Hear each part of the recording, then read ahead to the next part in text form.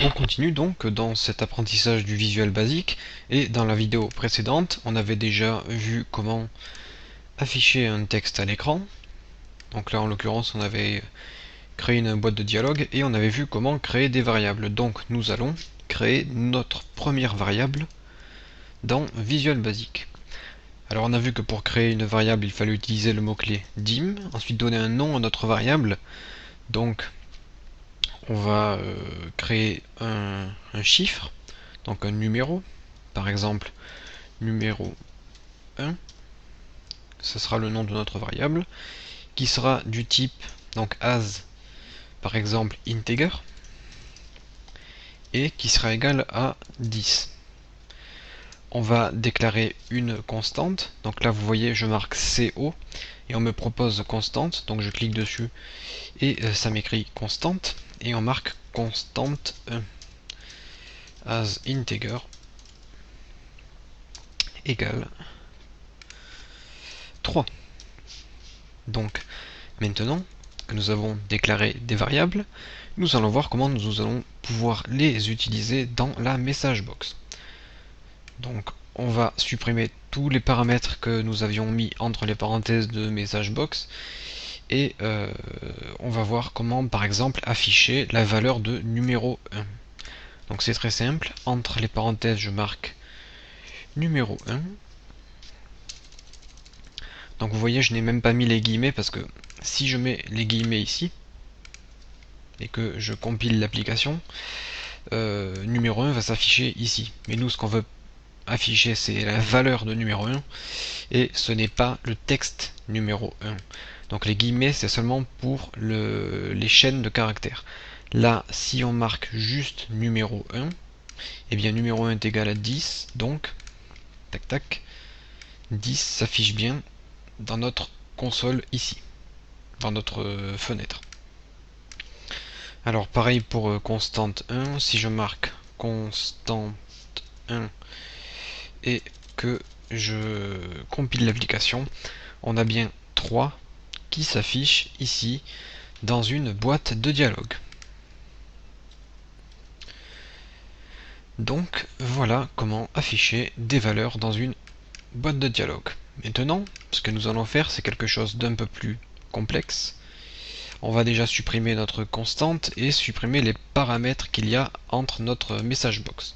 Donc ce qu'on peut faire déjà ici, c'est écrire des commentaires. On va commenter notre code pour qu'on puisse s'y retrouver.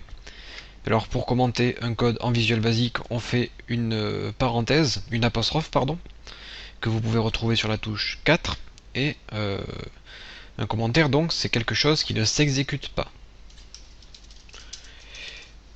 C'est simplement une indication pour le développeur, pour qu'il sache à quoi sert telle ou telle fonction. Donc par exemple, message box c'est affichage du texte. Là par exemple c'est création d'une variable. Donc lorsqu'on compile le programme, tout ce qui est en commentaire sera ignoré. Donc là j'enregistre et on peut tester. Donc je vais marquer numéro 1 par exemple.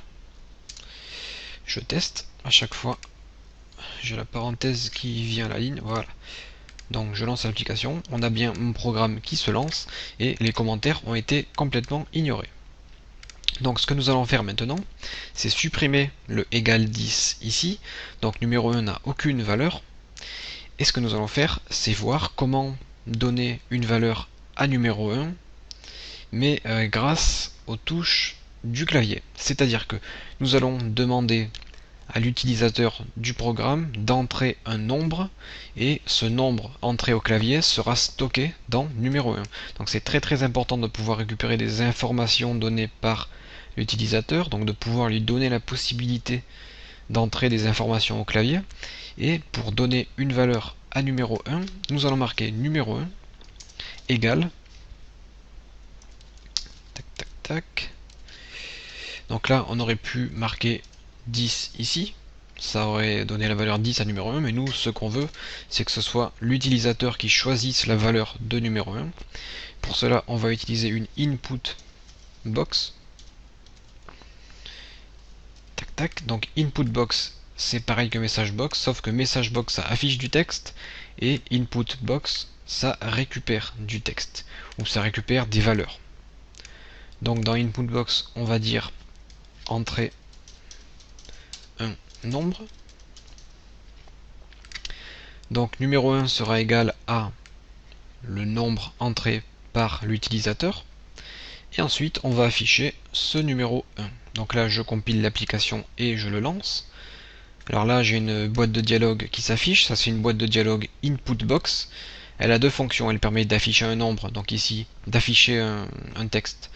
Donc ici, on a entré un nombre. Elle a des boutons OK et annuler. Et là, vous avez une zone de saisie au clavier pour pouvoir entrer quelque chose. Donc là, nous, on va entrer un nombre, par exemple 89. On fait OK. Et là, dans notre boîte de dialogue, on a bien 89 qui s'affiche. Donc, on associe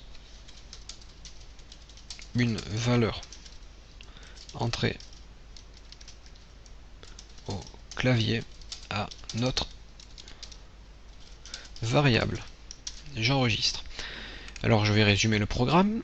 On crée une variable numéro 1 qui est un entier.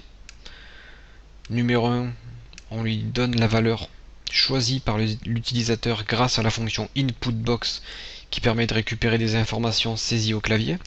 Et on utilise un message box pour afficher le nombre que l'utilisateur a entré au clavier.